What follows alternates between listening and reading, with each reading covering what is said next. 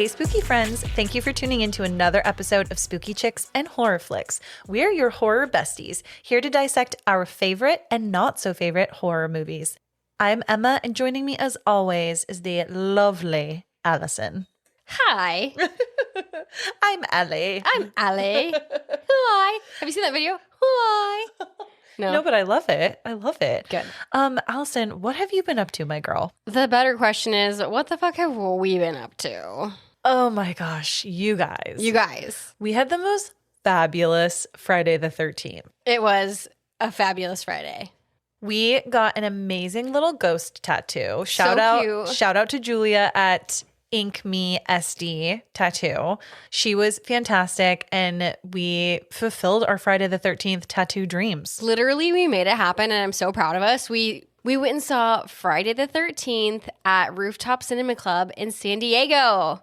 It was marvelous. We had so much fun. That was literally the ultimate Friday the 13th. It was perfect. All it was missing was Kevin Bacon sitting on my face. Oh, sitting on your face, or are you sitting on his? Whichever.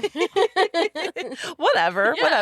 And that's actually a perfect segue, because I also wanted to note that today's episode is number 69. I was like, where are you going with that? Speaking of it being episode 69, that is very much related to kind of related I would to say what this film is that we are talking about today. Do you want to tell everybody what it is? I would say 69 definitely fits in with what we're talking about today, because we are discussing 2014's It Follows. It sure does. It sure does, sir. Now, I remember sitting on someone's couch. I'm pretty sure you were there. Okay. I'm pretty sure the year is 2014, 2015. I'm wearing a tiger onesie. We're trying to set me up with a mutual friend. So the entire time we're watching It Follows on someone's couch, I'm drunk and trying to make out with someone. So that was my first time watching this movie. So we both saw it together. We saw it together. What is the year? 12 years ago? Yeah. Wow. Oh my goodness. Little spooky chicks in the wild. That was really where we were born. So that's the first time I saw this movie, and I hadn't rewatched it since then in order to rewatch it for this. I watch this film almost every few years. What? I always find it very intriguing. I love that it's so different. And anytime that I just need something to sort of shake up all of the similar horror films that I see, this is that movie. Weird. Yeah. So I was skeptical, not skeptical, obviously. I had to do it. I had to watch it. But I was nervous to watch it because I remember it scaring me. It was one of those movies that I abstained from watching for so long because I was like, oh, it did scare me. It's like very unnerving. Yes. And I think that for a lot of people scares people more than just like your average jump scare or something flying across the room. It's like, this is something truly following you. Yeah, I'm, in my 30s, and I didn't watch this at night. I watched this in my office at home in full ass daylight.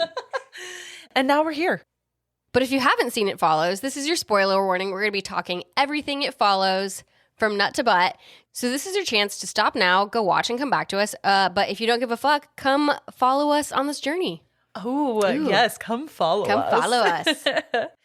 This film follows a young woman who is followed by an unknown supernatural force after a sexual encounter.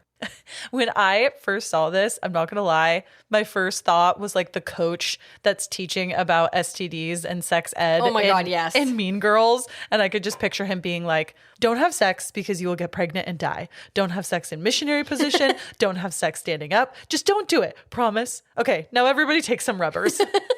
That's literally perfect. Those are two worlds colliding. We could have, wait. We need to get going because I have so many questions about this movie. Let's go.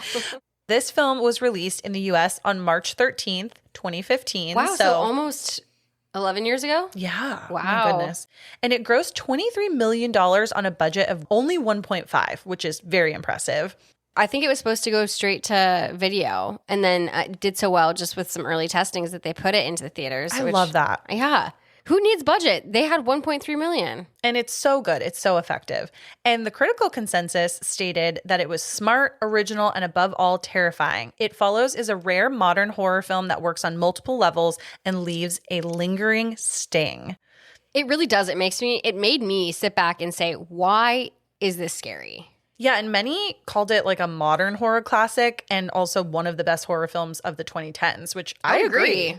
That's hard for me to even say, but I agree. And I think specifically too, when we look at the ratings, like this got a 6.8 out of 10 on IMDb, which I fully agree with that. That's almost a little low compared to some other scores. Rotten Tomatoes, the tomato meter says 95%. Popcorn meter is 66%, which is a little surprising. And Letterboxd is 3.4 out of 5. I would think that Letterboxd would be a bit higher, but across the board, it seems like there was a lot of similar feeling of this movie, but the critics really felt differently about it. This does seem like a film that critics would like. You know what I mean? Yeah. Something fun about how this film really came to life was that writer and director David Robert Mitchell, he conceived this film based on a recurring nightmare in which he would be stalked by a predator that continually walked slowly towards him. I think that is so cool. The concept of taking your nightmares and turning them into movies. Think about that. That's A, really powerful, turning something that terrifies you and making it into art. B, just fucking bitching. This whole thought of someone following you at a slow walking pace. I mean, how many times do we get jokes about Mike Myers walking towards you, or Jason, for instance, who walk slowly towards you but never, I mean, they end up catching up to you somehow. There's a lot to think about that concept throughout the film. It kind of seemed like David Robert Mitchell was a one-hit wonder with this really successful movie. Okay, funny you say that because I thought that too, but then I did a little more research and he did recently write and direct a sci-fi thriller starring Anne Hathaway and Ewan McGregor called Flowervale Street. And it's supposed to be released this August, so we gotta keep that in our cap for later. Also, I don't know if you've heard this. We did talk about it a while ago that we've been waiting for They Follow, right? Which is supposed to be the sequel to this film, and it has been greenlit. God, I'm very excited for that. 11 years later, shit. Hey, sometimes you need to build up that suspense, you know? Or you just leave something good and well alone. Hey, well, speaking of not leaving people alone, cheers to episode 69. Hey. And let's get into this episode. I'll follow you. This film opens in a very quiet suburban neighborhood during the day. And suddenly a young gal named Annie Marshall, who's played by Bailey Spry, she runs out of her house in a panic and she's wearing like a sleep outfit, but red high heels. This is a really daunting first shot we get, very thrown into this chaos. It's our first indication of something that's off because this film is going to have so many different parts of it that you question what the fuck is going on. And this is just the first one. And they hit you with it right immediately in the beginning of the film. At first I was confused about why would this young woman be wearing PJs and heels? But I think we get a little bit more context as to what may be causing her to be so frantic as we go along here. But she's actually being asked by her neighbors if she needs help. And she goes, it's fine, everything's fine. But clearly she's fucking not okay. Yeah, her dad even yells at her from the door and is like, Annie, you good? And she's like, okay, I'm fine. Then she runs back into her house, grabs her car keys, and drives away frantically. And she's repeatedly like checking her surroundings the whole time as if something is, what do you know, following her. And she's getting calls as this is happening too, because clearly her family is like, what the fuck, you just left and like we're in a weird hurry and seemed frantic. What is going on? That would be fucking confusing. Oh, totally. If your daughter just like bounces in a very strange outfit in a hurry like that. And seems stressed as fuck. And is like not really saying anything. Yeah, that's super fucking suspicious. Don't be suspicious. Don't be suspicious. Don't be. Okay. So anyways, she makes her way though to kind of like a beachy area and she's alone. I think she even sits with the car in park, right? She's sitting on the beach, which I always forget that our Midwest states have beaches. Weird. So she's sitting on the beach with the water behind her and she's staring at her car that's parked with the headlights shining towards her. With the water of Lake Michigan behind her. Pure Michigan. Tim Allen does those ads. Makes me want to watch Santa Claus. But so she's sitting Does this look like a little weight to you? Sorry, I had to do it. Sorry, I just had to do that. It's my favorite line of all time. Oh my God. That was amazing. See? Polar Express, that's what I'm saying. Okay, so she's sitting and it looks like she's waiting for something. And upon reflection, I think she's waiting with those lights pointed at that direction so she can see something or someone potentially that could be walking into the flood of those lights. As she's there sitting, waiting for what have you, she finally answers her parents' call and she tearfully tells them that she loves them. And she's like, I'm sorry. And it's like a sad moment because we know there's some kind of impending doom about to happen. There's definitely some kind of impending doom. I must say, Annie must have gotten some stress out because she's way too calm, in my opinion. She's saying basically, I love you, Dad. I love you guys. I'm really sorry. This is my fault, not your fault. I'm sorry. And of course, like if you're a parent, you're just literally, what the fuck are you talking about? It feels as though she has truly just accepted, quote unquote, sort of what is coming next, whatever that might be. Right. Then the next morning, Annie's body is discovered on a beach, and we see this shot that is kind of tight at first, and then I think it like slowly zooms out, right? And it's her, and she's on the beach, and she's like brutally twisted and mutilated.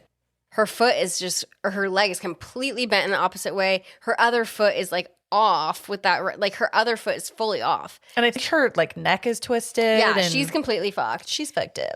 But also just why did she pick Lake Michigan as her bleed out spot? You know, on TikTok, just trust me, you'll be fine. And then they pan to your bleed out spot. No. Oh, so where would mine might be like Zion. Oh, I have never ever thought about this. A bleed out spot. Think about like an epic shot of the ending of a movie and it's you dying and it like pans where you're bleeding out. You're fucking looking up. Credits directed by Michael Bay. I think I would want to be on the beach in Maui and just bleeding out with my little toe beans in the water. Fantastic. As of right now. It may change later. Okay, before we move on, though, I have a question for you. What up? What were your thoughts on this like continuous shot in the first scene? I think it was so great. Like I was saying about the director, he really wanted that initial shot to really get us our minds where this movie is going to take us. And I we'll see a couple more shots like that in this film, not with as much purpose as this first shot we got, but I just thought it really lended to the confusion. I agree. I think that this film it's not overly action-packed, right? There is a lot of unnerving scenes, but there aren't all these crazy things happening. And to start the film with one of the few, I think was really effective. Yeah. It caught your attention. It definitely. And I think a lot of the camera work in this film impresses me. I think it reminds me a lot of what I see in Weapons and kind of a lot of John Carpenter. I'm not sure if that's intentional, but a lot of the shots set up are reminding me of John Carpenter, specifically in Halloween. But I thought it beautifully shot. You're feeling the fear that Annie has, but you as the viewer are like, but what am I scared of? I don't know yet. Yeah. And it's effective in that way too, because not only has it caught your attention, but you kind of have that stress building. We now get an aerial shot of it's like a lower middle class area, and we meet our kiddos. Yeah, we are immediately introduced to Jay Height, who is played by Maika Monroe. Who had you known her before this? No, this was my first film I saw her in. Okay. I feel bad saying this, but I think my second film I saw her in was Longlegs. Honestly, this might be my first movie. She was also in a remake of The Hand That Rocks the Cradle. Oh. And I thought that was really fantastic. So just add that to your list, everybody, if you haven't seen that yet. Okay. Kind of watched it on a whim and was very impressed. We come to find a college student. She's a little more relaxed, kind of has a very chill temperament. And she is taking a little dip in her backyard above ground pool. There's something so classic middle America of about an above ground pool. I feel like it's so good. You felt like you made it, if you had one. It's kind of a peaceful scene. She's floating as you do in an above ground pool, and she's watching a squirrel play on a telephone wire, and it's kind of giving us this thought of, oh, what a simple, relaxing life that she has. And we're going to find out in a minute too, but it's one of the last probably fully relaxed moments she could just be like at peace and totally present before some other stuff is going to happen.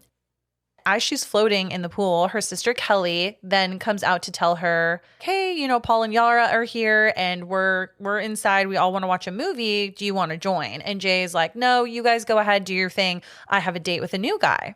And it's kind of sweet. I don't know if you caught this, but Kelly seems excited for Jay. She says, "Oh, I really like him." Jay says, "Oh, me too." And it's kind of sweet. I mean, neither of us have sisters, but I feel like that's an uncommon thing, is to have a sweet moment like that with your sister about a boy. I find that the people I know that have sisters pretty close in age hated each other when they were young, but as they get older into like high school age and above, they become super close, which I love that. Then Jay eventually comes back from inside the pool and we meet Paul, who's played by Keir Gilchrist, and Yara, played by Olivia Lucardi. Something where I start to notice here is very ambiguous clothing and time period and seasons.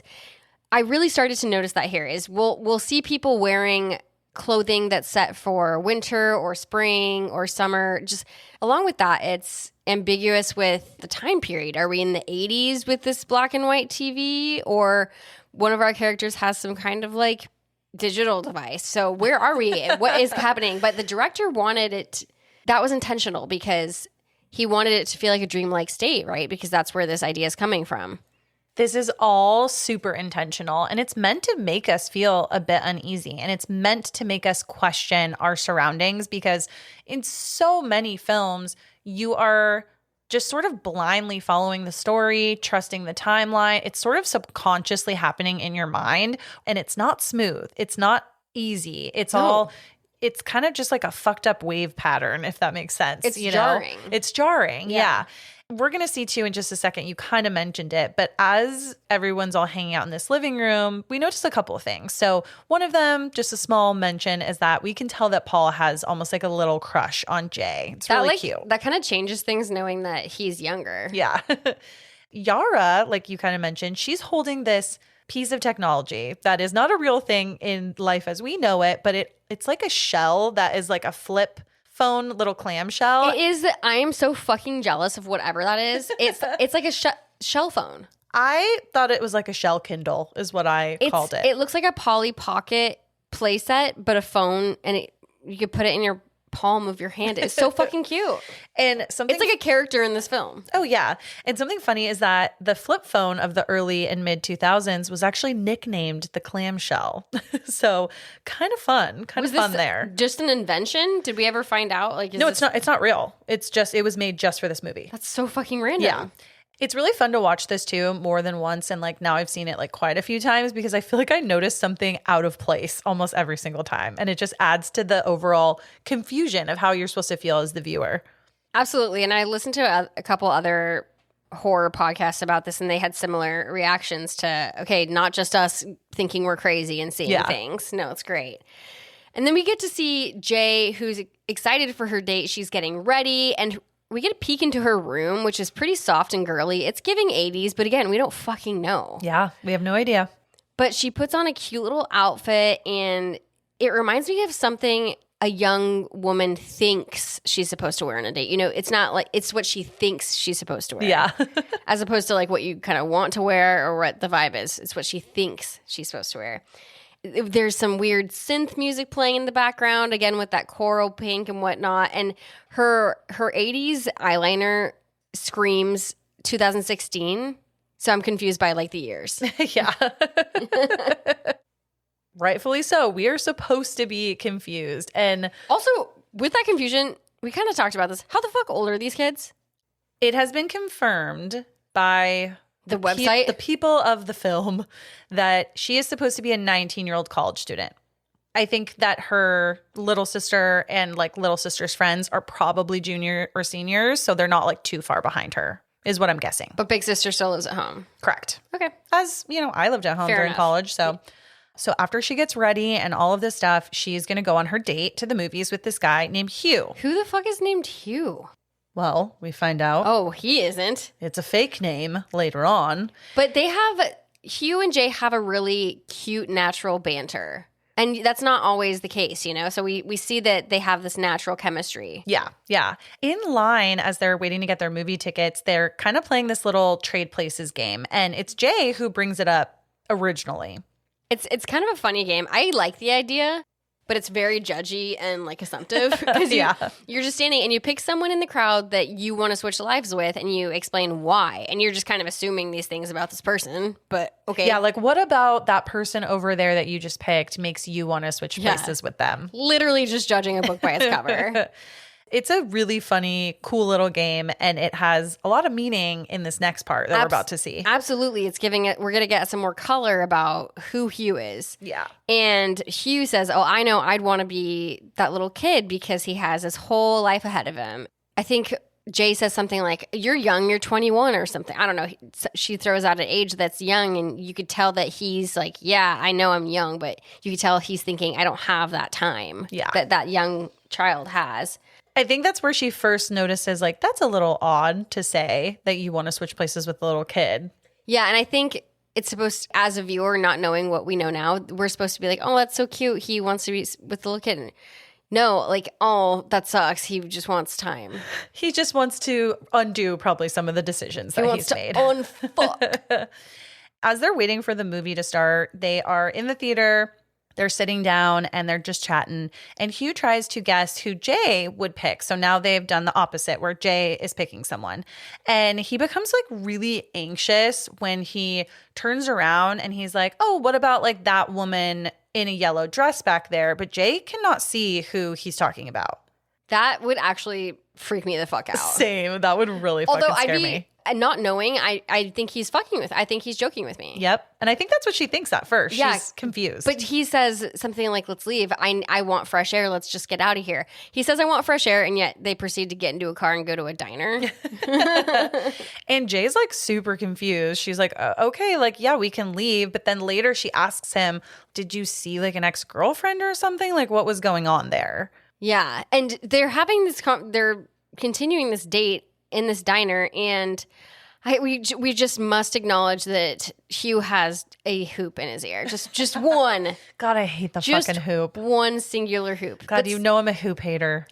Something else to note besides the hoop is that while Hugh and Jay are having this conversation in this diner, we can see the outside past them through the glass, and we're getting kind of a closer shot of them talking, and then through the glass we can see somebody walking towards them outside, and we don't hear much, we don't see much. It's just, it looks ominous, and then that's it. It cuts. That is the first indication that something weird is happening. We don't know what it is. We don't know if this person is a person that is supposed to be walking towards them. Are they going to eventually meet up with them? There's no rules yet. We don't know anything. We don't know anything, and I would also like to know is some backstory on Jay and Hugh, like how they meet. Is it Tinder? This is around Tinder time. Maybe they didn't have Tinder because this could be 1987. I don't know. No idea. Like, or this could be 1946. Oh my God, it could be 17,023,023. I don't know. Hugh could have a DeLorean parked outside. Oh my God. We have no idea. That would be so sick. Would you leave a movie if your date like suddenly acted like Hugh? Like how would you deal with that situation? I'd be concerned for my Would date. you be like, okay, let's go to another place or without an explanation? Or would you be like, okay, I'm out, just take me home? No, I'm way too accommodating, and I'd probably be like, okay, whatever you want. I think I'd be the same. So I feel you. If I'm her age that she's supposed to be and I'm in this situation, I'm just like, take me wherever. Take me with you. I'll have your candy, sure.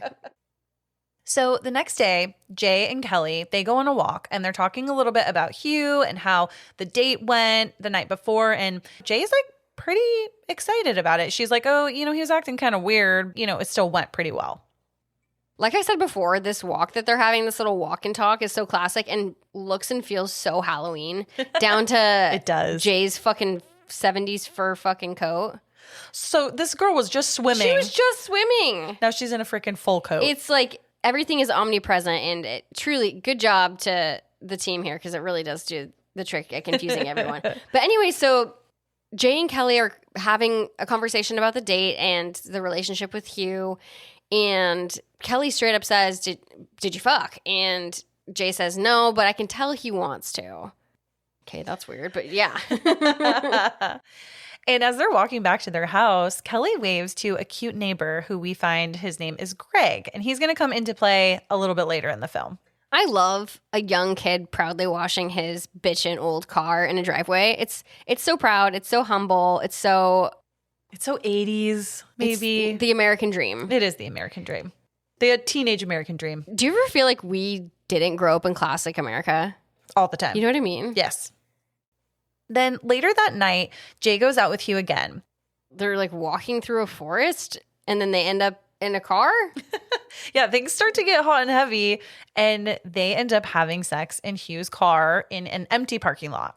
It looks like they're fucking parked next to the Chernobyl plant. It does. Straight up. It looks scary. It looks really, no, I'm not kidding. It looks like an abandoned power plant. Like, I'm all for you guys doing your teenage dream thing, you know, True. do your thing. Do your thing. Get your freak on. But why do we have to do it in a scary location? We were just at a lover's lane. Why don't we go back there? Hugh, I'm going to guess that you are older than Jay. Can you not bring her to your house? Can you guys not go to a different parking lot that maybe isn't so sketch? Could you guys maybe not do it on a blanket on the beach of Lake Michigan? However, maybe there's something like fun. No, I mean, I think it's very fun. The But power plant. you're right. Maybe there's something we don't know. I just don't know why they chose to be next to the Chernobyl power plant for this hot session. Like the lake is way more romantic, but I can't get over the fact that I'm pretty sure they gave Hugh a larger hoop specifically for the sex scene. It's all I can see. It is. Do you really all. think it's larger? Oh my God. Oh my gosh, I'm going to have to look for that next time. I did not notice that. It's blinding. Probably because I'm ignoring all hoops. It's blinding.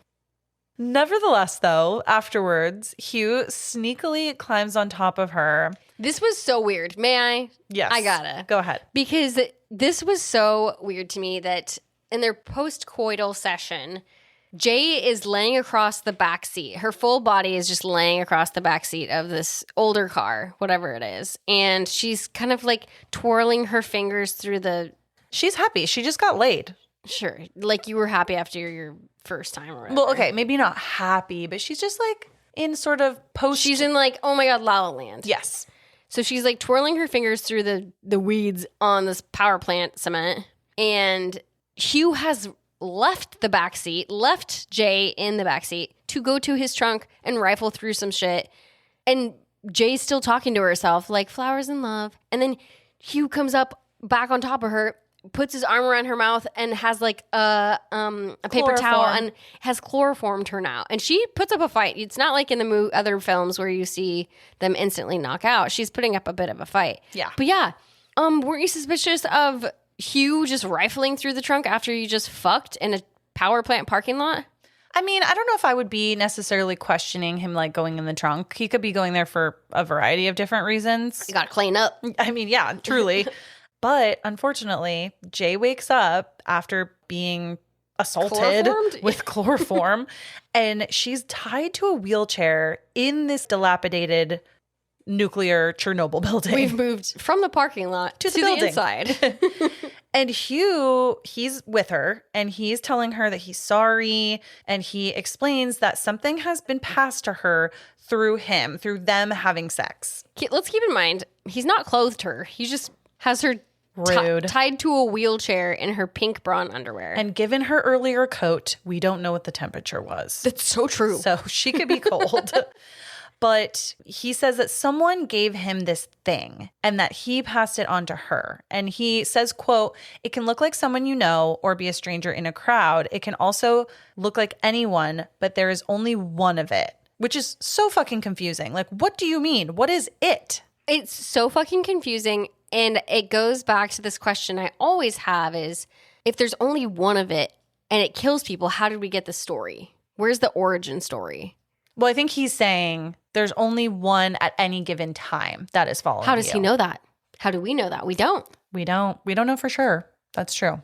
But yeah, so he's explaining this fucked up shit, and he's basically explaining that for however long they've been courting each other, he's been from the very get-go plotting and planning this very moment down to the Chernobyl power plant of passing it along to her now. It's so sad. And he tells her, he says, this thing will now follow her. And if it catches her, it'll kill her. And then it'll go back to Hugh. So now there is a second level of the threat here, really. It's not just like, oh, Hugh wipes his hands clean and absolves himself from all of this risk, he has to kind of make sure too that she is aware of the threat so that she doesn't get herself killed and then it would just come back to Hugh. It's like Final Destination almost. It kind of is, yeah. And Hugh, meanwhile, all of this is obviously mind-boggling to Jay, but he's saying, I'm doing this to help you.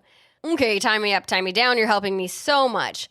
No, he's saying that he's helping her by tying her up, like to prove to her that it is real, to like actually show her, to have control over that situation. So I guess he is like throwing her a favor, but he did just lie to her for her however long during their courtship. He literally planned this out to essentially kill her. It's so sad.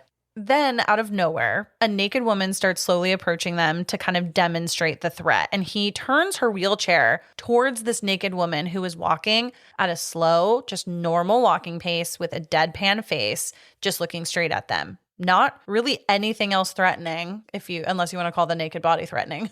But rude. I mean, I'm just saying, you never know.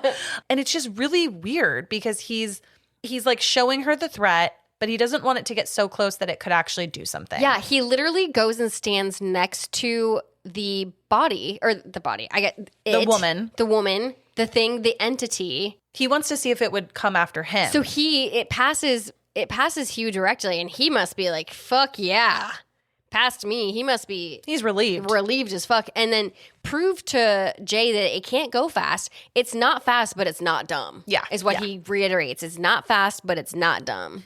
And then he hightails her like the fuck out of there. And he has to get her out of there because, again, if she dies, it'll just go right back to him. Just going back to the camera work throughout this movie, now that we've kind of met it, the entity, whatever we call it, the camera almost moves as it. It's like it is following us. The camera's following us. Yes. Before this night comes to a lovely end with Jay and Hugh, Hugh urges Jay that she needs to pass the curse on to someone else as soon as possible. And he just drives her home and disappears. He literally dumps her on her freaking street. So Huey, Dewey, and Louie are sitting on the front porch of their house. They're like talking about how Jay is still on this date with this guy, and Paul is obviously not happy about that. He's like asking nonchalant little questions, trying to get info, like, well, who's she out with? And da-da. And then fucking Hugh's car straight up rolls up. He runs out of the car, drops something in the street, gets back in the car, drives off, and we see crippled over little Jay in the middle of the street in her underwear still. Her hands are still bound. This poor girl, they're like, what the fuck? She's just dumped on the street, and it's just so like heartbreaking to see. And one thing I want to ask you. At least give her a shirt. You could have clothed her. Please. One thing I do want to ask you, though, is what were your thoughts about this curse? Did you feel, I mean, it's obviously very unique, especially to films of like horror premises of the 2010s. And we hadn't seen something directly like this before. You know what's kind of funny? Now when I'm analyzing films, I actually see a lot of It Follows in popular culture these days. Yeah. Which is kind of funny because, like you said, it wasn't there before, but now we're seeing that pattern almost more and more. And I think it's pretty interesting. Here, in this instance, in this scenario, it is a metaphor for STDs, along with a lot more themes that are packed into here. But obviously, the clearest and most natural one is STDs. I think, too, the time that it came out, a lot of people probably thought of it as a little bit absurd, or the people that didn't like it, the reason they didn't like it was because they felt it was just so outlandish or just weird. But I think it's kind of brilliant because, to your point, not only is it a bigger metaphor for STDs, it's also a metaphor for just things that follow you. And that could be trauma, that could be like certain toxic relationships. Like it's kind of like those things that can harm you. It's definitely got that deeper level that we enjoy, at least. And kind of funnily enough, I was thinking about COVID a lot during this. Yeah. You know what I mean? Mm-hmm. Oh my gosh. Yeah. It kind of gave it like a whole new meaning in a weird way. And it's so sad how it can start off as something so innocent and such an intimate thing. And it can become like the most heartbreaking thing that you're dealing with in your life. But it's true. Yeah. It really is true. It is that deep. Yeah. Then the police are called as soon as Paul, Yara, and Kelly are able to get Jay kind of safely inside. And they question Jay. She tells them a little bit about Hugh and about the woman that she saw, but it seems like they're kind of just like, what? She says sex was consensual and she'd never seen the naked woman before. And they say, do you know where Hugh lives? And she says, I've seen the outside. I've never been inside. He's not proud of where he lives, so I've never been inside of it. Yeah. And they're not calling her a liar, but they're not being like, they're not doting on her as one would maybe suspect. And as she's taken to the hospital, the cops do try to investigate the place where Hugh took her. Oh, you mean Chernobyl?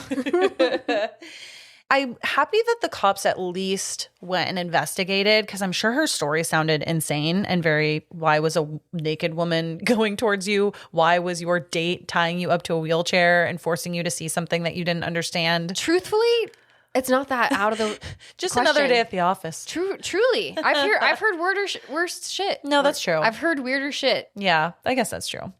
Back at home, after Jay has now been brought back from the hospital, she's recovering. She's very much so disassociating, as she should, and probably what she needs. She's not leaving her room. She's not eating. She can't look at herself. It's really sad to see, and it's probably very similar to what it looks like when somebody's experienced sexual trauma. Yeah. And what's even more heartbreaking is as she's upstairs recovering, her mom is sitting downstairs with, I think, Greg's mom, the neighbor. And they're talking about the incident and how Hugh apparently used a fake name to rent an apartment in the city. And now he's just gone. So Hugh, again, added another level of planning to this scheme. Not only was he purposely courting Jay to try to pass this on to her, he thought of everything, or at least thought he did, to make sure that he was untraceable because he knew she or someone in her circle would probably be looking for him. Beyond all of that, I thought this was a really creative use of exposition. It gave us all of the information we needed in a creative way that wasn't boring and wasn't too obvious, but just enough for us to keep the plot moving along. I thought it was very clever.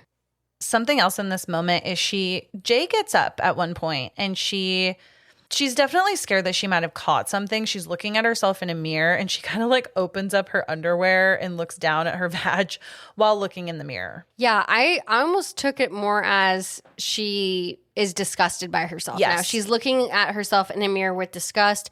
Her body is not hers anymore. She feels tainted. She feels gross. I feel like I can feel that feeling she has. Oh, it's the worst. That uneasiness. She wants to crawl out of her skin, but she can't. She's damaged goods now. Oh, so sad. As she's doing that, a red ball out of nowhere hits Jay's window. And this is where we bring up the color red again. So we saw red in the beginning with those high heels that Annie wore. And now, we're seeing this red ball. And we're seeing red continuously used as like a key motif to signal danger and to kind of represent like the quote unquote entity getting closer. It's like Inception. Right outside the window, Jay doesn't see this, but we see that another one of her little neighbors who seems like he's just like a little peeping Tom. He's actually creeping like right outside of her window and he's being snaky snake. Yeah, this is the first time we've seen him. I'm just like, why is this boy here? Why is this little boy here? Yeah. And he's going to come up a little later too, so beware. Then later in class, Jay suddenly, as she's sitting there and she's kind of like disassociating again. Yeah, it's your classic disassociating out the classroom window scene. Yes.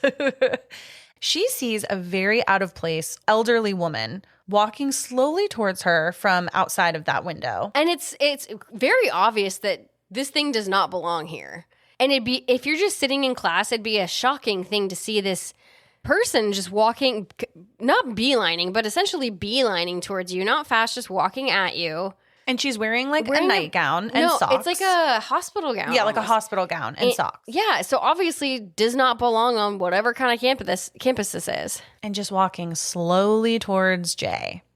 Rightfully so, Jay panics and runs out of school. This is the first time that we see a more intentional scene with Greg, her neighbor. Greg is in class. He's in the same class as her, and he very much notices her leave. So he's he's clocking that. Damn, Greg likes her too? She got a magic vagina? I guess. I guess she kind of does. Honestly, though, if you were Jay and you're in class and you're kind of aware that something weird might start happening to you, but it could have been a psycho boy lying to you too, what would you do if you see this old fucking woman coming sort of at you, but sort of not on campus. I would also run. Would you though? Yes. I think I would run, but to your point, I think I would also test it a little. And we do see Jay test that boundary. Yes, she goes out into the hallway, and now this older woman is in the hallway too. And Jay starts going, hello, hello. And two young women Jay's age look at her and say, yeah. Like, so these two other classmates of hers don't see the older woman in the hallway. Yep. So Jay's like, oh, shit, okay. She's like, this must be real. Gonna get the fuck out of here. Bye. And she immediately goes to an ice cream shop where Kelly and Paul work. Oh my God, I'm in such an ice cream phase right now. I knew you were going to be like, ooh, that sounds good. It does. And Jay comes in, she goes into the back with them, and she like opens up to them about exactly what happened at school and how she actually saw someone like walking towards her and she didn't want to see how far it was going to go. Jay I feel like, should be way more concerned based off of what Hugh had warned her, but her friends are saying essentially, he just made that up. Hugh just made that up to scare you. Paul, the nice thing, he doesn't seem like he fully believes what she's telling them, but he's also like, I can stay the night to make you feel safer, which is a double meaning for him, a little win-win because he also has a crush on Jay. I like how when he brings that up, both Kelly and Jay in unison go, no. And then Jay says, oh, maybe it'd be nice to have you for her safety or something. Yeah. Real quick, going back to that old lady being the first real entity that we see walking towards Jay. We kind of mentioned this at the top of the podcast, but like, why the fuck is slow walking so much scarier than running? I truly don't know. I think it creates a sense of urgency with the lack of urgency. The only person that scares me more than someone slow walking towards me is when that guy, I forget what his name is, George in Get Out, starts just fucking booking it. Oh, no, that's funny. No, but it's like, but in the movies, when you see that, you're like, holy fuck, he's fucking booking it at me. It's dark, but like the military run with all the fucking running and whatnot, like, no. No. I also think that this entity just like feels like more threatening because it's so calm. Because it's like, yeah, well, what are you going to do to me? Are you going to do it calm? Whatever it is. No, exactly. It's like it has a lack of self-preservation. So it's just like, whatever, sure. Yeah. Later that night, back at Jay and Kelly's house, Jay obviously can't sleep. So she comes downstairs to where Paul is watching a movie on the couch. I mean, Yara is also awake. We can see that she's playing on her cell phone. So maybe Jay could have just gone and hung out with her, but that's okay. We can also see that, or we can gather rather, that the mom is an absentee alcoholic parent. So obviously Jay can't go to her. And also, if a boy was so clearly obsessed with you, would you let him spend the night? If he was my younger sister's like best friend who I've probably known like my entire life, yes. Okay. I mean, he's not a stranger. But just like a boy who's just like so clearly obsessed with you spending the night. You mean like the producer? Just like my husband? Then yes, yeah. I would let him.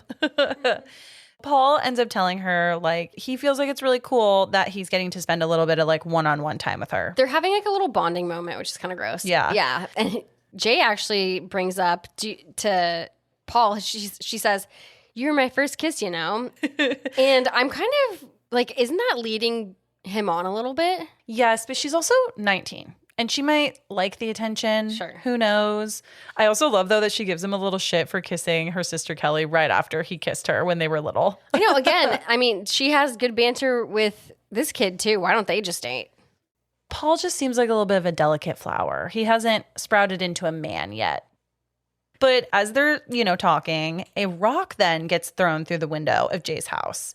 And Paul goes outside and sees nothing. And he goes to wake up Kelly and Yara. Why are we not involving any adults here? Great question. I thought the same thing. Then out of nowhere, Jay suddenly sees a disturbing kind of half-naked woman slowly approaching her in the kitchen of her house. And this woman or entity or whatever is peeing her pants. It's got one tube talk, some missing teeth, it got a tit out. And I'm like, guys, it's okay. It's just Kesha. Oh, ouch. Ouch, Kesha. Jeez. No, she's fine. Also, I don't understand why it has to switch hosts or you know, why or when it switched hosts. Like, does it run out of tread? You know how everybody has to get their 10,000 steps in? Is it like 10,000 steps, got to get a new body? So think about it like this. I think it switching is to trip the person up. Because if it's always just the old lady or whatever, she's going to know, and her mind is automatically going to always be looking for the old lady. If it's always the naked woman that was walking towards her in her very first experience, you know, she's always going to know if she sees a fucking random naked woman, it's coming for her. So what you're saying is it's the thing. It is. It is. I think. Yeah. Jay obviously tries to get away, but this entity follows her.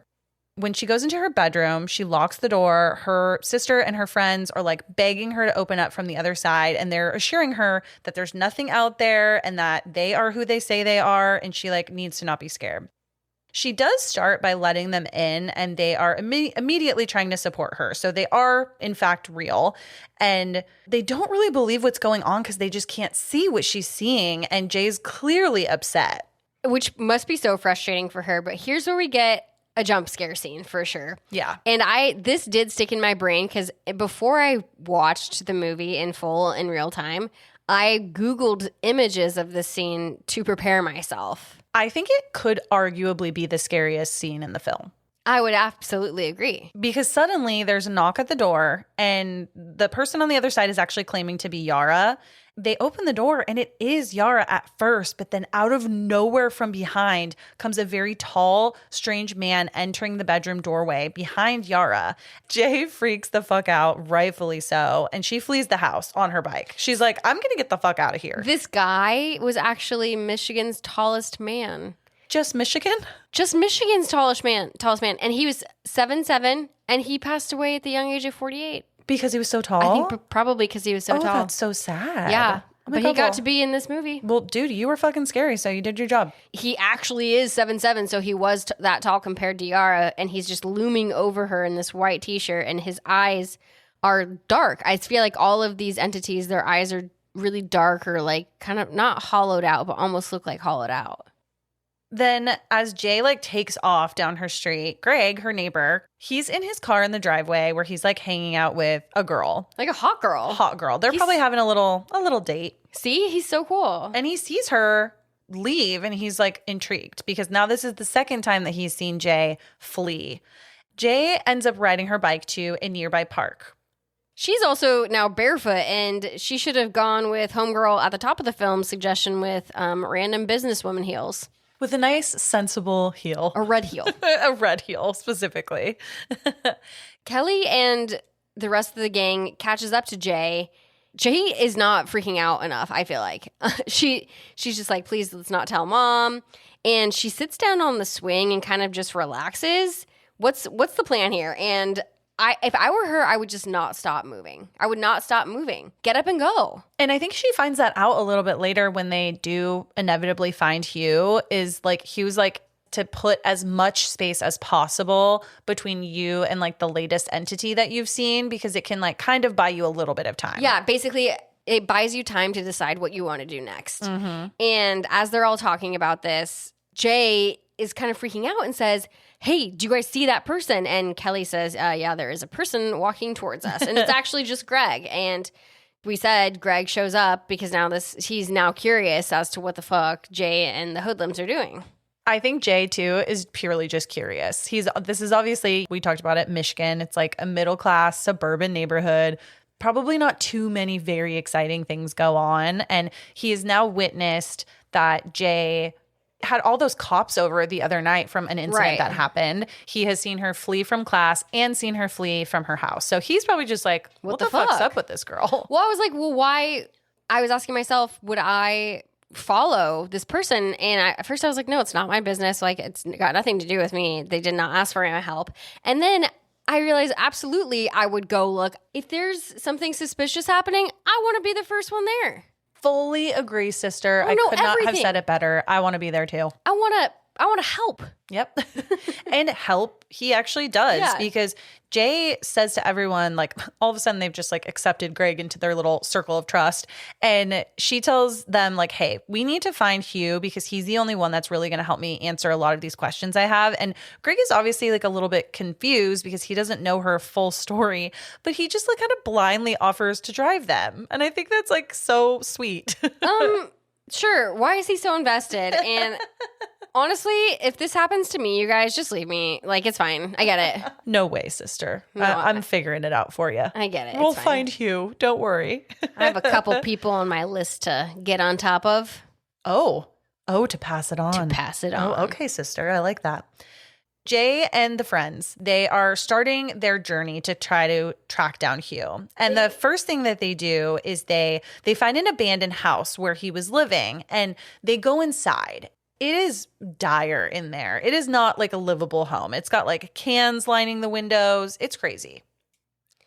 I want to know more about the cans. This isn't the first time we see the cans, but there are cans lining the windows. It doesn't look like a place that someone can fully live, but it definitely looks like a place that someone can hide. Yes. And I think the cans, I don't know if it would make sense. I mean, we can talk about it a little bit later when we find out a little bit more about the entity and the physical space that they take up. But my guess is that the cans are just supposed to be sort of an alarm system. Like a noise. Yes. That's kind of what I was gathering from that. But yeah, they're all searching around this fucked up, dilapidated house, and they find some odd things in what seems to be like a bedroom of this house. Paul's rifling through some of the items, and it looks like it's Hugh's items, and it's a bunch of Playpen magazines. Also, what is the difference between Playpen and Playboy? Just another nudie mag. Kind of like, yeah. I was trying to think of an example. Like a Hustler. Or like a Tiger Beat and a Teen Bop. No. Oh. No, there's boobies. No, like the difference between a Tiger Beat and Teen Bop. I thought you were saying those had some boobies. I'm like, no, they do not. Sorry, I just realized what you thought I see where you're going now. And yes, like that type of a difference within their own sub-genre of magazines. Different ends of the spectrum. You got it, sister. God, I loved Tiger Beat. So yeah, Paul opens up like some of Hugh's Playpen magazines and they find a picture of Hugh with a girl in a Letterman's jacket. Yes, and they're able to deduce now that he went to Lawson High School. So what do? They go to fucking Lawson High School. And they find out that his real name, after looking through some yearbooks, is Jeff Redmond. Riddle me this. Why were they able to go to a school and rifle through a yearbook and find a person's personal information? Also, how long do you think it actually took them to look through each photo and each yearbook to find his picture? I think they could work backwards from about how old Hugh is and then kind of go from there. Sure. I just think this is a funny situation because I think it's a silly plot point. I don't think it's a very strong plot point to find Hugh, but that's okay. But guess what? They locate him. We find him. They find him and he's at his real house. Again, his name is Jeff.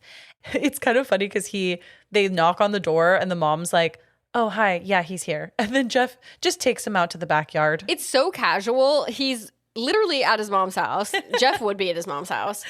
And it looks so normal. And it's like a little kumbaya. So he brings them out in the back, which opens up to a completely public park. Super weird. Yeah. And they're sitting in a fucking circle with their legs crossed, like a kumbaya circle, like you said. And Jeff's basically like, yeah, sorry, man. The curse is real and it cannot be stopped. And I don't know why this whole scene is shot kind of Wes Anderson-y to me, you know? Yeah, it gives that like purposely random and like the little beats of music. But Jeff's saying, anywho, yeah, I passed it to you, but I can still see it too. Yeah, apparently we find out that if you have been like haunted with this entity, you can still see it, but like as long as you pass it on to someone else, it's not necessarily targeting you. It's targeting that person first, and then it goes down the line, similar to like Final Destination. Yeah, it's literally Final Destination, but for sex. And again, Jeff's best suggestion is for Jay to go fuck somebody and pass it along.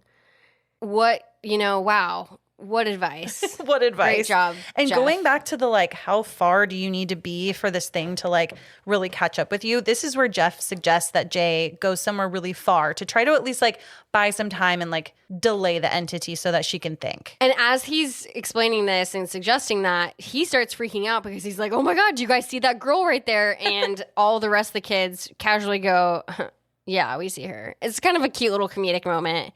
But all that to say is Jeff just says, go fuck someone if you want to live. Like, what do you think about his advice? Like, does this feel, if this were you, does it feel practical? I mean, I know you said you had a couple people on your list. Does it feel practical or is it like morally questionable? Like, because I think, yes, you could probably think of some people in your life, right? That you're like, I could pass it on to this person and like I could give a shit less what happens to them. But would you question yourself of like truly giving that fate to someone else? Because also it still kind of could come back and affect you. Like, what are your thoughts on that? It's just like a fucking STD can. Because as you're asking me that, I'm like, would I feel bad if I gave an STD to somebody? This is also like the horror movie version of like a chain email. Oh my God. You know what I mean? You're so right. Because like if you don't pass it on, like you're going to die in 99 days or whatever. Oh my God, it's The Ring. It's truly The Ring. Those used to scare the shit out of me. I was like, oh my, if I don't send this to 7 people, I'm going to die. And did you? Look at me now, bitch. Look She's at all, me now. I sent it to everybody.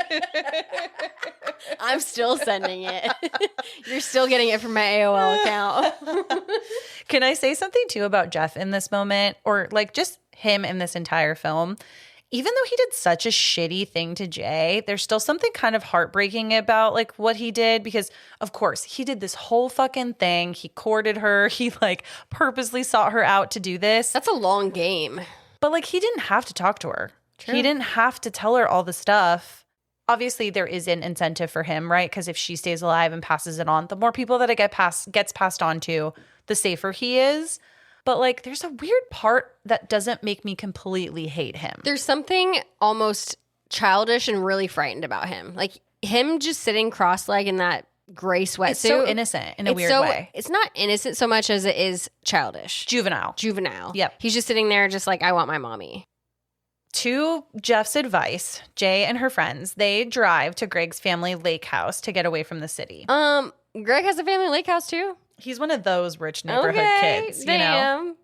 In the car ride, Kelly's also questioning Jay if she's thought a little bit about what Jeff said about passing it along. So we're just getting right into it. Like, are you going to fuck someone, Jay? And Jay basically says, I don't know. And we can see Paul has a look of like, little bitch, you know what you should do. He's like, I'll take it on, Jay. I'll do it all for you. I'll do it. This setting also seems like so temporarily peaceful, although like the entire crew is still on high alert. Honestly, there's this bitchin' shot where their powder blue 1975 Plymouth Grand Fury is driving down a row of kind of fall foliage-y trees. A little tree tunnel. A little tree tunnel, if you will. And it's giving Casper Meets Evil Dead, and I love it. Took me to a little place of comfort for a second. Can I keep you? Can I keep you? This whole scene, like you said, is kind of temporarily peaceful with that tree tunnel, kind of giving sentimental vibes. And it also makes me yearn for a Midwestern summer at Lake Michigan. That shit looks awesome. For our Bravo fans in the house, too, it's kind of giving like, you know, horror summer house. Oh my gosh. Now that's a concept.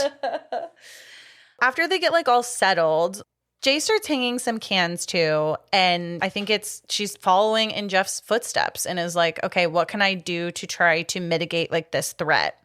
Then the next day, Greg grabs a gun from his family's boathouse and he teaches Jay how to shoot. It's kind of like a cute little scene. It's like, oh, we're like preparing for warfare here. But it's like, as the viewer, you're questioning yourself if Jay is really going to try to shoot this entity that no one else can see but her. So it's kind of funny. I mean, she has to, right? She has to try. Yeah.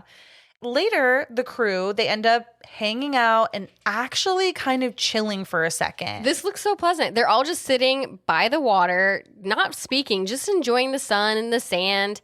And as someone who's seen a Great Lake one time, that shit is wild. It's so impressive. It's like awe-striking. It looks like the ocean, right? Like you can't even see to the other side. Quite literally, you cannot see to the other side. What a pleasant lake day. So in the middle of all of this pleasantness, we see something walking up behind Jay, who's sitting with her back against some brush. It looks like Yara. So we just think as the viewer that it's just Yara coming to join them. Exactly. But then we kind of turn to see the rest of the gang, and we see a shot of Yara who's actually on a floaty in the water. And I think Jeff even says that at the beginning. He's like, it can look like someone you know. Just to hurt you. Mm-hmm. Ugh. Jay's hair then is violently pulled backwards by an invisible force, and Kelly sees it. Kelly sees like the hair getting grabbed. So like, thankfully, someone now has at least witnessed some sort of physical reaction. Yeah, Proof, exactly. Oh, I love this shot. It's so creative. It's, as the viewer, it's letting us see what Jay's friends are fucking seeing. Yeah. Now we're finally, because we could be on team friends of like, okay, this bitch is making this shit up. Now they're seeing this paranormal activity actually happen to her. Thankfully, too, they like spring into action. So Paul kind of has no idea what's going on, but he just throws a chair sort of in the entity's like general direction. He gets yeeted. He gets friggin' knocked down. Poor guy.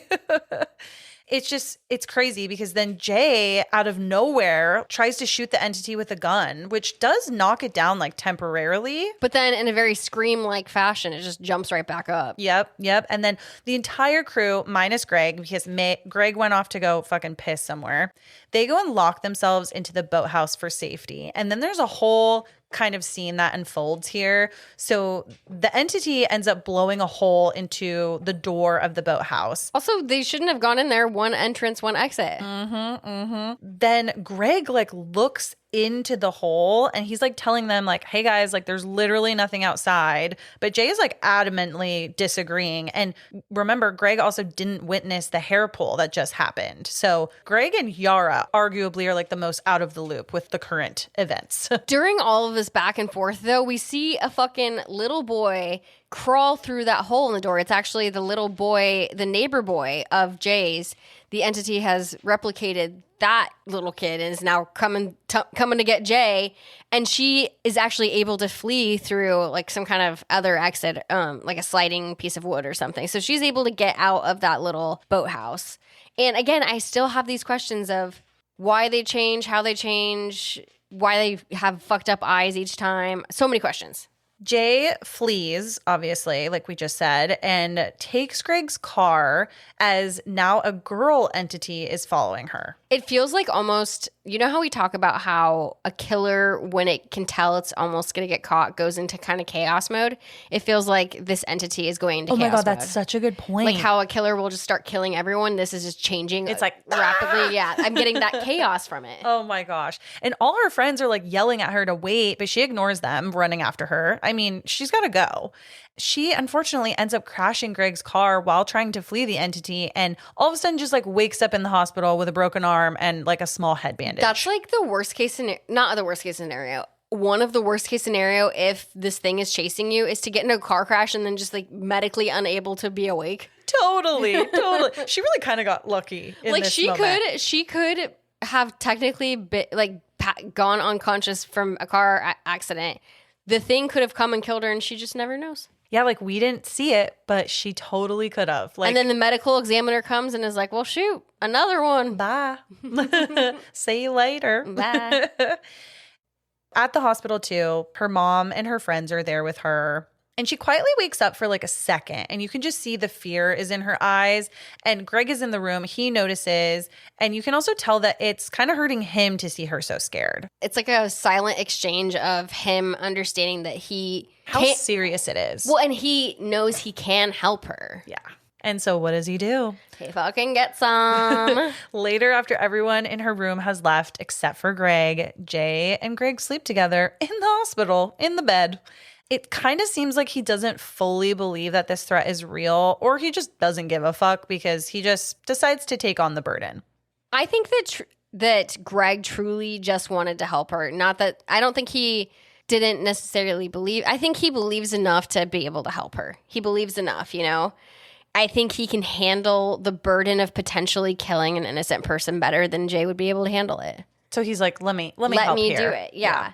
Greg then also just starts in general spending a lot more time with Jay at the hospital. To be clear, we don't know how long this duration is. True. Maybe a couple days. Yeah.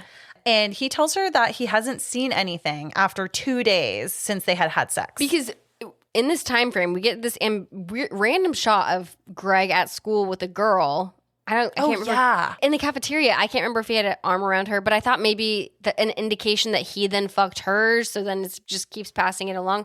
I don't think we get clarity there. No, yeah. It's very, very unclear. And it also feels sort of like, I don't know if we're meant to believe he truly cared about Jay and like wanted to have a relationship with her, but then he's like hanging out with other girls as she's like in the hospital. I think it was maybe he just needed to get, like, fuck someone.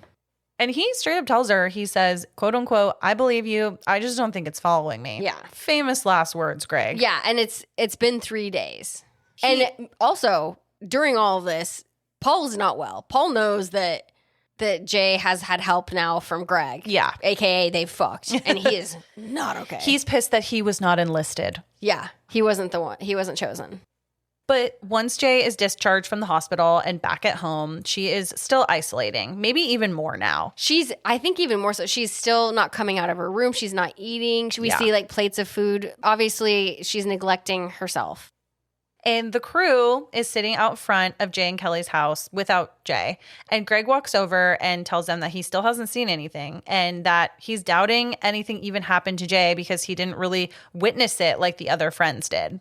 Yeah, he's saying, I think something happened to her. I just don't think it's what she thinks. And it kind of sucks because we liked Greg a lot, obviously, and now we're getting kind of some dickish vibes. And the gang kind of sticks up for her. They're like, no, Greg, like she really isn't doing well. Like she won't even open the door. And they're trying to tell him like, hey, even though you weren't there and didn't witness it, like we still kind of saw something going on. And then he just kind of dips. Yeah.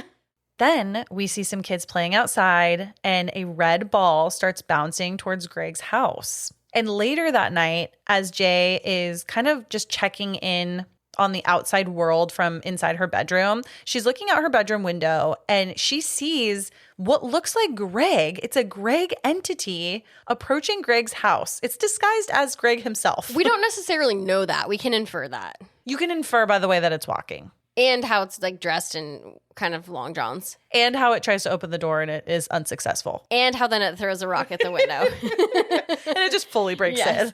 All I could think of in this scene was how torturous it would be to have a crush of yours live across the street. Oh my God. Could you imagine? Oh, I know what it was like. Oh no. I had one live a few doors down from me. No. Mm-hmm. Oh no. Yeah. Oh no. And you know what? I got chicken pox one summer and it was over for me. I had a small sliver of a chance momentarily and then I got chicken pox and I don't think he was down for that. My heart breaks for you. I'm okay. I'm doing really well now. Right. Okay. Wow. Well, then you do know this pain. Okay. I don't. It also kind of reminds me in A Nightmare on Elm Street when Glenn is across the street and helpless. Yep. Very, very helpless. And he just like can't quite get there in time. Scream 4. This is a similar theme that we're seeing. So, she does end up running across the street. She's calling out to Greg, trying to get his attention, trying to warn him as she sees this entity go into his house. Of course, he doesn't answer, so she runs inside to try to warn him. We see that the entity has now transferred into another physical being, and it's turned into Greg's mom, but like with her boobs out. She's standing at the end of the hall pounding on a door in her sexy ass white kimono. Wait, does she have her boobs out? Or am I just thinking about boobs? She's tan. Her boobs are out. Her boobs are also tan. She looks great. Greg answers and basically it violently attacks and kills Greg. It's kind of a funny visual. The entity kind of levitates and goes forward at the same time onto Greg, fully yeeting him. She's airborne and then she's on him. It's a wet scene. It's wet. It's wet. Suddenly, as the viewer, we can see like a red ball also on Jay's shirt, which was intentionally covered by her hair until now. Jay then flees. She takes her car and she's like, bye, gotta go. And she's in like absolute terror because now she's back to being the target now that Greg is dead. What a bummer. And she drives and drives and eventually finds herself in a foresty coastal area similar to Annie at the beginning of the film. It's like there's an unwritten rule that says, okay, when you're ready to give up, drive to the beach and be alone and wait to die. And she ends up falling asleep on the hood of her car, which, danger, girl. You in danger, girl. She somehow survives the night, and the next morning she hears some music, and I weirdly like this part. So do I. Really? I do. Because it's so ambiguous, but we kind of know what went down. So she hears music, and it's coming from a boat that is just offshore, and she sees that there are 2 or 3 guys on this boat. She just starts undressing down into his skivvies. She slowly walks into the water towards them, implying that she's going to go and just fuck these random guys to just pass this curse along. Yeah, she's just walking into the water, and I'm like, girl, you're going to scare these boys away. And you know what? We don't even find out exactly what happens, because next thing you know, she's just back. She's driving in her car and she's wet. And girl, your cast is wet too. I know. She totally did get her cast completely wet. You forgot to put a trash bag on it. Does this decision for her to go to that boat, does that feel frustrating? It's complicated? No, it's frustrating because, bitch. She's desperate? No, you should have done this a long time ago. So now she's at that point where she's I need to do the things I should have done from the beginning. I suppose so. And I guess Annie, at the beginning of the film, didn't get to that place. She couldn't get to that place, or there wasn't an opportunity for her. But now Jay is at that place. Because for the longest time, for this entire time, she's been struggling with the decision to either potentially kill someone or live. Now she's very steadfast and kind of knows it seems like she knows what she has to do. She's fucking stripping. It's kind of like that game, The Trolley Problem, where you have to decide who's going to stay or who's going to go, and the lesser of two evils. And if we're going back to The Dark Knight here, okay, stay with me. The movie. Okay. Stay with me. But one of the biggest things and themes in that film is just absolute crazy chaos and how things don't have meaning. The Joker is a villain, but he's not after money. He's not after trying to kill a certain person. He has no real motive other than to cause utter chaos. And there's that one part where he propositions Batman with a choice of either killing I think it's someone on a boat. They have to kill someone on the boat in order to save everyone. Yeah. Or something else is going to happen. And it's this same thing we're talking about where it's what is the lesser of two evils? How do you choose who you are going to pass this curse on to? It's it's too high of decision making for a person to make. Yeah. From a moral standpoint. No, yes, you either die a hero or you live long enough to become the villain. And now she's ready to become a villain. A kind of villain. I don't know. Maybe these guys deserve it. Maybe they don't, though. Maybe they're blood donors. We're kind of close to the end of the film here, but we're getting into, I would say, one of the most action-packed parts of the scene or of this film. So Jay comes home and Paul comes over. I want to make a note that the pool is empty. Their above-ground pool that kind of represented the last time we saw Jay free and happy is now empty and kind of disheveled. I feel like it kind of represents to losing whatever innocence she had left. Yes. I definitely think this pool is now a metaphor for how Jay is feeling. So her and Paul talk, and he says, you could pass it on to me, and I would be happy to do it. He says, I liked you too, and he's getting defensive, asking why she picked Greg. Yeah, he's still upset that he wasn't the one, even though Greg's fucking dead. Anyways, she explains that she picked Greg because he didn't seem scared, which I guess is logical. And I also think she just cares more about Paul than she cared about Greg, so it wasn't as big of a risk. And they had already fucked before. They had already fucked years before. I forgot she had mentioned that. Oh, her and Greg? Yeah. Oh, I forgot that. She thought, then she says we fucked in high school. Oh, so there you go. Yeah. Not as crazy of a barrier of entry. Exactly. He's stormed that castle. Yes, he has. In this moment, Paul tries to kiss Jay, but she turns her head away, and he's like, dude, I just want to help. And my note to Paul here is, if you want to help, you don't have to kiss her. That's true. You don't. That's true. Don't. But in this moment, too, Paul sees a picture of Jay in a pool. It's sitting on her mirror on the edge, and he comes up with an idea. But what's funny is at the very beginning of the movie when Jay is getting ready for her date with Hugh and she's in that bubblegum pink kind of motif, I noticed those pictures of her in the pool on her bureau, like her mirror, her And vanity. look at them now coming into play. Coming into full circle play that, yes, it does spark an idea for Paul. Yeah. Jay and the friends, they develop a plan to kill the entity. They're actually driving away as they're talking about the plan. They're actually kind of joking. As they're driving away, Jay actually sees a naked man on the roof of the house. Why would the entity go on the roof? That seems counterintuitive. I think maybe because she was upstairs. So, and you know, Okay. it's slow. So It seems like a dumb Sims move. it does. It kind of seems like a big dumb ass sim. Yeah. But we can see that Jay's face is gone from like scared to pissed. She's ready for this to be done. They decide that what they're going to do is they're going to lure the entity to an abandoned indoor swimming pool that they used to go to when they were younger. The plan when they get to this like community pool is that they are going to electrocute the entity by throwing electrical appliances into the water, and they're going to essentially like use Jay as bait in the pool. To me, this is such a like a, oh, wait, I have an idea kind of plan because Yeah. this plan doesn't sound safe for Jay. And we find out it doesn't really work all that well, but Like you said, they're going to put Jay as bait in the pool. And as they're doing this, everybody, all of the friends are sitting on the ledge of the pool watching her, and she's getting into the pool. Why she got to get in the pool? She's not seeing the entity yet. Why not wait until the entity has entered the chat? I thought the exact same thing, but who knows? Maybe they're just being dumb in this moment. And we don't have any indication of how long this is taking for them. And I'm like, what would we do if we were waiting for an entity to come?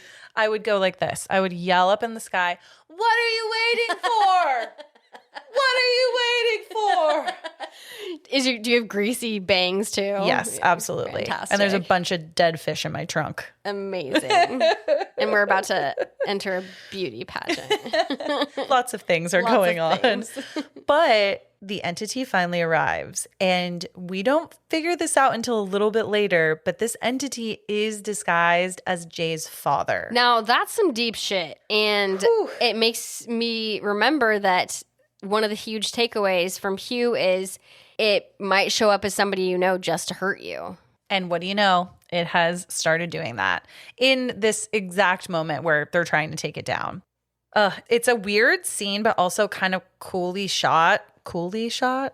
Coolly shot. Interestingly shot. It is. We're getting the perspective of everyone in this scenario. We're getting, obviously, Jay is in the pool, and this entity who looks like her father is now throwing these electrical objects at her into the pool. Yeah, it's basically like fighting back. You're not going to lure me into this pool and electrocute me. I'm going to throw the shit at you. Right. And as we're seeing that, we're also seeing what Jay's friends are seeing, which is nothing.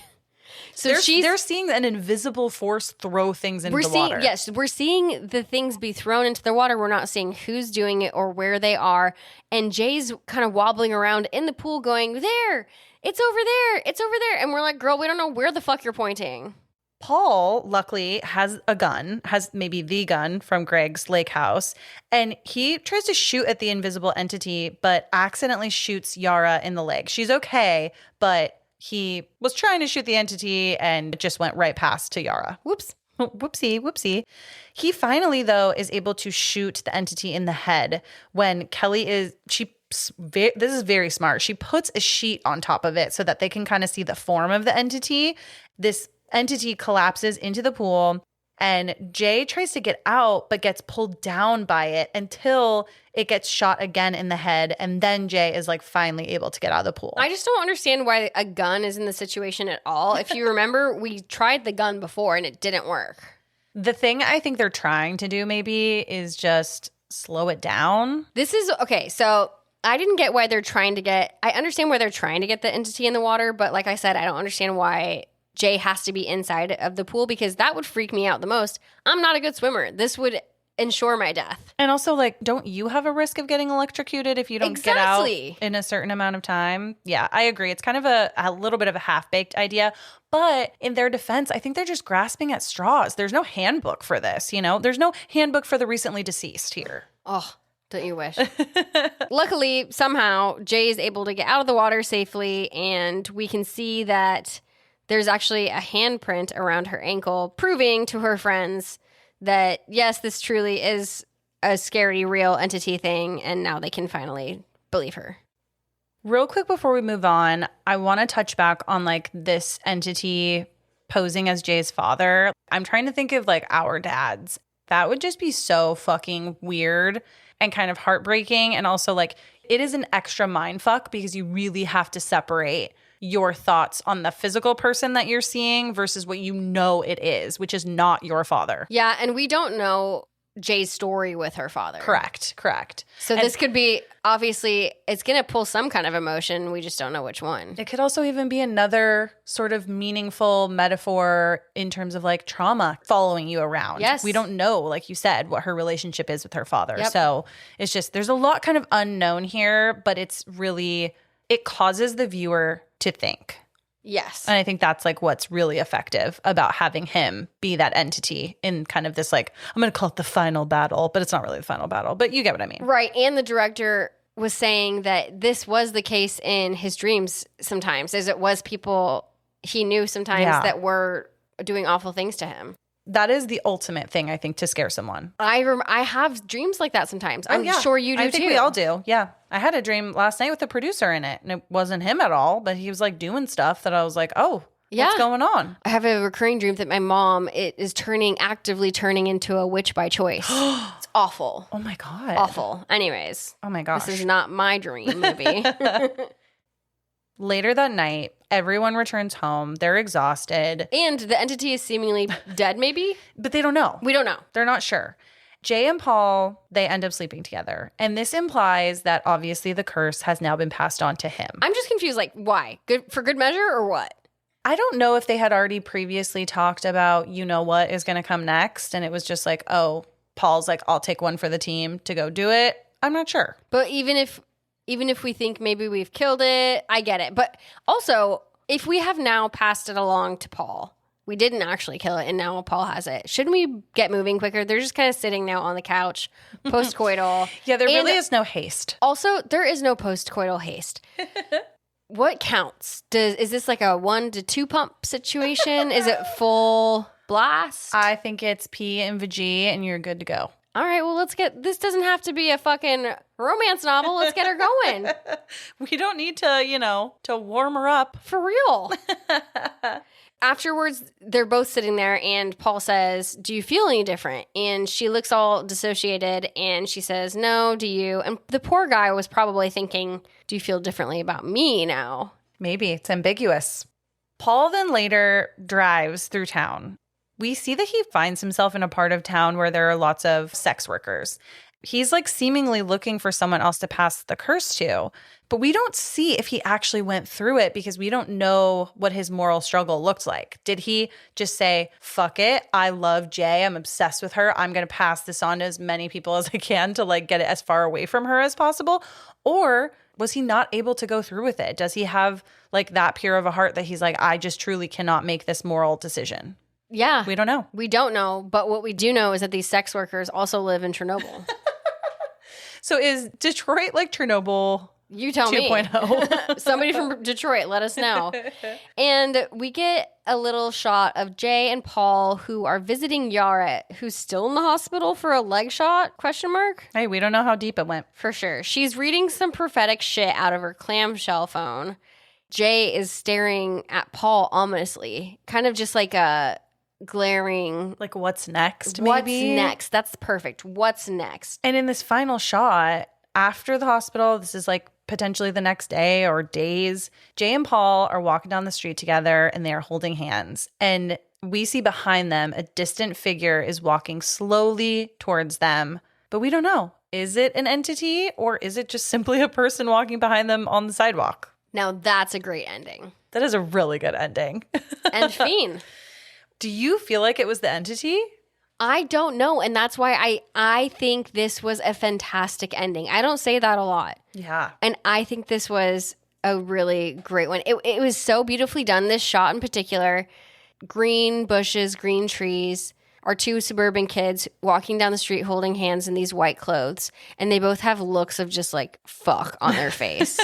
With, like you said, this guy walking in the back. Another shot reminiscent of John Carpenter's Halloween. Yes. So beautifully done. But I love how it just, and there's no music or anything. You can just hear ambient suburb noises, kids playing, street lights turning on, just random sounds. And streeting straight up. And they're just walking down, and it's just ominous, ambiguous, all of the isses. What do you think the entity is? That's a fantastic question. And I think it could really be a metaphor for anything that can fuck you up. I don't know. I was reading something from the director, and he said that he wasn't necessarily personally that interested in where it comes from, but to him, it's more of like a dream logic in the sense that they're in a nightmare. And when you're in a nightmare, there's no solving the nightmare, which is so true throughout everything in this film. Anything you have a question about, there is no clear answer. Right. And there's no really solving it at all either. Yes. Ugh, it's just crazy. And I'm so stoked that there is like a direct sequel in the works. I'm excited to see it. I'm cautiously optimistic. Okay, that's great to hear from you. I know, for me especially. Again, you guys, I typically shit on everything. This isn't the type of film that I usually praise, but I really enjoyed this one. It scared me in a way that made me think about why I was scared of it, which I like. And it had me asking all of those questions. And so the director got his wish. I was just like, where can I get answers for this? Where are my answers? I don't get them. And it also had me thinking of, what is the most awkward moment that an entity could come upon you in? When you're pooping. When you're pooping is too obvious. Give me something else. When you're about to get fired from your job. Or is that a benefit? Potentially a benefit. It comes in and it either kills you or it's too awkward and distracting that you don't get fired. I don't know. I was going to go pooping too, so I'll give you that one. What are any of your like final thoughts? Other final thoughts? I was pleasantly surprised when I rewatched this, just knowing that good shit can still be creative and unique and fresh. It's funny. I think my favorite part about the movie is how confusing they really wanted it to be. Yeah. They made seasonal daily. Oh, truly. What did you think? I loved this film. I think you can love it without even fully understanding all of the deep undertones because you're not supposed to understand everything. It's supposed to make you unnerved. And it's supposed to I almost feel like it has these themes of, because Jay and her friends are in sort of the height of their adolescence too, it's also that fear when adolescents start having sex. And it's like, we get drilled into us. I mean, Coach Carr, Mean Girls, yes. We get things drilled into us about like STDs and just being careful who your sexual partners are and like how things can spread. And this is just like a different version of that in horror movie form. It's 100% a cautionary tale. I also wonder too if there's like someone following you is also maybe even like impending death. Like we all, I mean, not to get dark, but we all know that we're going to die someday. Right? Absolutely. I had it in my notes somewhere that, okay, maybe in the hospital, I thought of it as, what if this entity is just death? And it's like all these anxieties of things that are like quote unquote can get you. Yeah. And so, I mean, I loved it. I thought it was really brilliant. I thought it was very creative. I loved how different it is from a lot of like horror films that we see out there. It's also got that psychological thriller feel, but it also has like the horror element. So like, I love a horror film that kind of makes you think, but also not think at the same time, if that makes sense. Yeah, I think it was refreshing for us to see something so refreshing, if that makes sense. Absolutely. And even though it's now 11 years old or whatever, I think it's still new enough to be refreshing. I was literally at my neighborhood coffee shop today and they were asking me what I was doing today. And I said, I'm going to be recording the pod. I'm doing It Follows. And they said they were just talking about it before I walked in. That's so funny. I was at my dispensary and they were saying the same thing. I'm not even kidding. Oh my gosh. See? People are still talking about it. Yeah, maybe there's something happening in the omniverse that is going on with It Follows. Interesting. That's creepy. But no, I was very pleasantly surprised by this watch. So kudos to us. I'm happy to hear that, Allison. Well, that is It Follows, everyone. Episode 69. 69. Sorry, I had to add it in there one more time. But you can find us on TikTok, Instagram, and Letterboxd at Spooky Chicks and Horror Flicks. If you would like some bonus content, please come over and join our Spooky Chicks social club over on Patreon. Please, please, please subscribe and follow wherever it is that you listen. But honestly, the best way to support us is just by sharing our show with another friend who loves horror. And with that, Allison, would you like to close this out? I'll follow you. Pass it or don't pass it along. Either way, always use protection. And stay spooky fuckers.